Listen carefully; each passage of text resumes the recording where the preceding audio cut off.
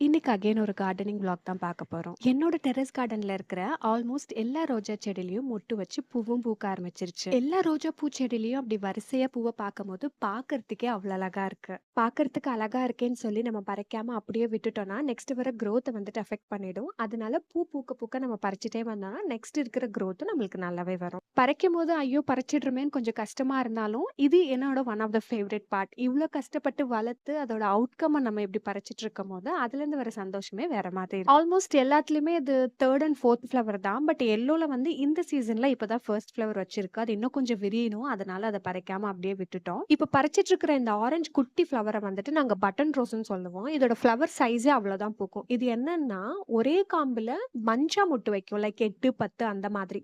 உங்க சைட்ல இதுக்கு வேற ஏதாச்சும் பேர் இருந்தா சொல்லுங்க. இதே மாதிரி பட்டன் ரோஸ்ல என்கிட்ட இன்னொரு கலர் வெரைட்டியும் இருந்துச்சு. அது இலைங்க கூட செடியோட இலைங்க கூட கொஞ்சம் டிஃபரெண்ட்டா இருக்கும்.